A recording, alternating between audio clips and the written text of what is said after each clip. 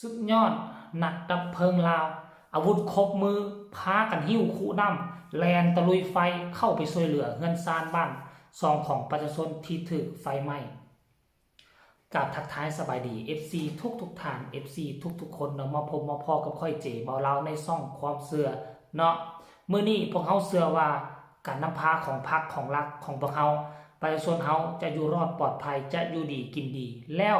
มื้อวานนี้ตอนค่ำๆพวกเฮาก็เห็นแล้วความอาจสามารถเนาะของการนำพาในที่สุดหน่วยดับเพลิงของบ้านเฮาก็ออกเคลื่อนไหวและเฮ็ดเวียกอย่างมีประสิทธิภาพเนาะดังที่มื้อวานนี้ท่านผู้ชมมื้อวานนี้ตอนแรงๆตอนหัวค่ำเกิดเหตุไฟไหม้อีกแล้วอยู่ที่ทางจะเอาให้เบิ่งเด้ออยู่ที่บ้านนาไซน้อยเมืองสารวันแขวงสารวันค่ายแรงของวันที่17มีนาคม2025และอยู่ในคลิปนั้นพวกเฮาก็จะได้เห็นการออกแข่งขันของประชาชนและเจ้าหน้าที่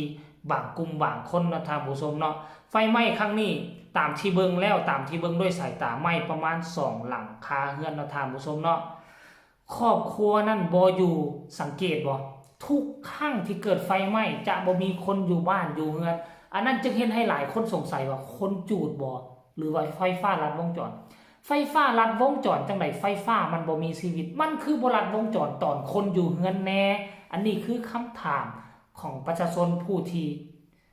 บ่ฮู้หนังสือก็ว่าเอาคันผู้ที่ฉลาดเขาก็สิว่ามันแนวนั้นแนวนี้แต่ผู้ใดสามารถตอบค่อยได้ว่าเป็นหยังไฟฟ้าลัดวงจรจึงบ่ลัดตอนคนอยู่เรือนแดทุกครั้งที่เกิดไฟไหม้ก็บอกว่าไฟฟ้าลัดวงจรและส่วนใหญ่เจ้าของเรือนบ่อยู่เรือนอันนี้เป็นคนลัดวงจรหรือไฟฟ้าลัดวงจรแต่อย่างน้อยการเกิดอัคคีภัยไฟไหม้ครั้งนี้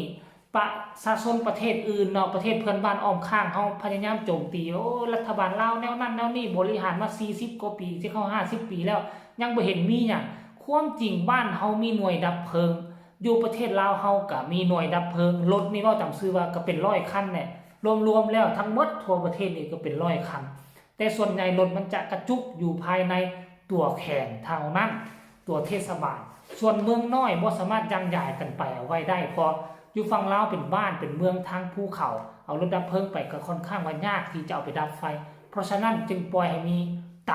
ามเกิดเท่านั้นและครั้งนี้พวกเขาก็ได้โชว์ความสามารถเอกอ้างทะนงใจว่าพวกเขาก็มีหน่วยดับเพลิงหน่วยดับไฟเช่นเดียวกันเนาะแต่ว่ามันจะมีความแตกต่างกันแนวใดอยากให้ทุกคนไปเบิ่งคลิปนี้สากลว่าหน่วยดับเพลิงของเรากับหน่วยดับเพลิงของต่างประเทศมันมีความแตกต่างและคือกันคือแนวใดให้ไปเบิ่งแล้วจึงกลับมาพอกัน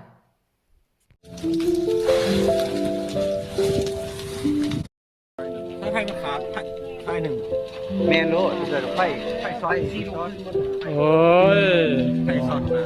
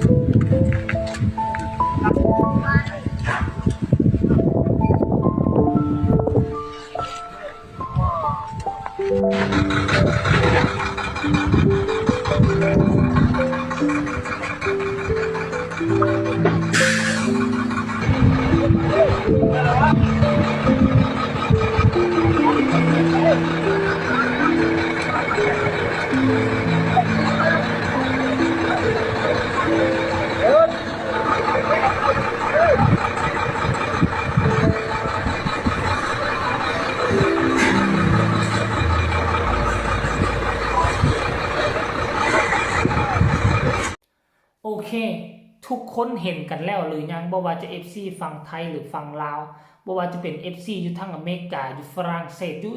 แคนาดาที่เป็นคนลาวที่เห็นคลิปนี้เนาะฝากทุกคนใครมีคำคิดคำเห็นแนวใดก็ให้พวกเจ้าคอมเมนต์มาโอ้มาลงมาแลกเปลี่ยนบทเรียนนำกันนะใครคิดว่าคือกันคือแนวใดกับต่างประเทศหน่วยดับเพลิงลาวเฮาก็คอมเมนต์มาใครว่ามันแตกต่างกันคือแนวใดก็แม่นให้คอมเมนต์มาแลกเปลี่ยนบทเรียนนำกันเนาะถ้าย้อนไปเป็นอย่างค่อยจึงว่าคือกันกับดับเพลิงต่างประเทศถ้าย้อนกลับไป100 ปีก่อนหน้านี้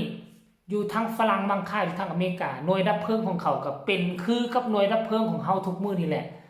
จุดแรกเริ่มของการจัดตั้งหน่วยดับเพลิงมันบ่ทันมีรถมีรางสมัยก่อนแล้วแม่นจับคุนี่แหละเอาคุนำเฮานี่แหละคุที่คนบ้านนอกเขาหาบไปหาบมาหาบตักน้ำตักในเข้ามาสู่เงินสู่ซ่านนั่นแหละอันนี้คือจุดเริ่มต้นเมื่อ100 ปีก่อนของหน่วยดับเพลิงโลกคือกันบ่คือแล้ว100 ปีผ่านมาอยู่ประเทศลาวของพวกเขาก็เฮ็ดแบบเดียวกันกับสหรัฐอเมริกากับฝรั่งเศสกับประเทศที่เจริญแล้วรวมทั้งประเทศไทยจุดแรกเริ่มของการเฮ็ดหน่วยดับเพลิงก็แม่นเอาคูน้ำนี่แหละเอาถังน้ำนี่ละใส่คนนี่ตักแรงเฮาก็เห็นแล้วมื้อนี้น่ะหน่วยดับเพลิงลาวเฮาเนาะ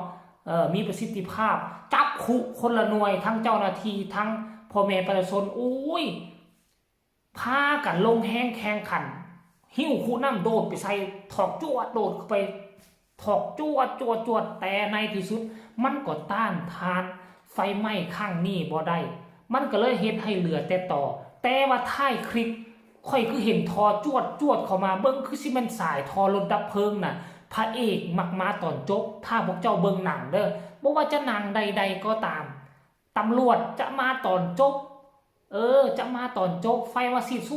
สวดดับเอาทานพากันเอาหอกไปนึ่งข้าวนึ่งน้ำอยู่ทั้งเงินทั้งซองเนาะขั้นกรณีว่าเขามาไว้เขาก็จะบ่ได้ทานได้เขาก็จะได้แต่เสาได้แต่ต่อแล้วมันจะไหม้บ่หมดเทื่อมาซ่าแน่เพื่ออาศัยเอาทานดับแล้วก็คนใส่เป่าเอาทานไปนึ่งข้าวนึ่งน้ำอยู่เฮือนมันเป็นลักษณะแบบนี้หรือบ่ท่านผู้ชมบ่แม่นว่าเว้าแถลงแต่งไปบ่เว้าใส่ให้ป้ายสีเนาะผู้ใดเห็นรถดับเพลิงมาก่อนในคลิปนี้เนาะก็ให้ย้อนแย้งมาแต่สำหรับค่อยเห็นรถดับเพลิงมาค่อนท้ายมาฮดตอนไฟไหม้เหลือแต่เสา3 ต้น4 ต้นนี่บ่เหลือนั่นกระดำเป็นเท่าทานเนาะท่านผู้ชมเนาะคลิปนี้ก็เอามาฟังมาต้อนคอเอามาโต้แย้งแน่จักหน่อยนึงกับต่างประเทศที่เขาลงข่าวว่าบ้านเฮาบ่มีรถดับเพลิงมันมีหน่วยดับเพลิงมีรถดับเพลิงเนาะแต่ว่าประสิทธิผลนั้นจะคือกับต่างประเทศบ่อันนั้นค่อยบ่ฮู้เด้อเนาะเอาคลิปนี้ก็บ่มีหยังหลายก็เอามาฝากมาต้อน FC ท่านผู้ชมเพียงซ้ำนี่เป็นเรื่องราวสดๆฮ้อนๆหาก็เกิดขึ้นมื้อวานนี้ตอนแรกใหม่ๆมัดๆแล้วมื้อนี้วันที่18จะมีเรื่องราวไฟไหม้เกิดขึ้นอยู่หม้องใดให้พวกเจ้าติดตามช่องของพวกเราจางใกล้ชิดเวลาพวกเขาเอาลงแล้วพวกเจ้าก็จะได้เบิ่งก่อนไผ่ๆเนาะแล้วก็จะได้มาแสดงความคิดความเห็นเอามื้อใดบ่เกิดไฟไหม้มื้อนั่นแหละจะบ่แม่นประเทศลาวจะบ่มีประเทศลาวเฮาฝากทุกคนกดไลค์กดแชร์กดติดตามเพื่อจะพลาดในคลิปต่อไปที่สำคัญจะกดข้ามโฆษณาพบกันใหม่ในคลิปหน้าสำหรับคลิปนี้ขอกล่าวคำว่าสบายดีบาย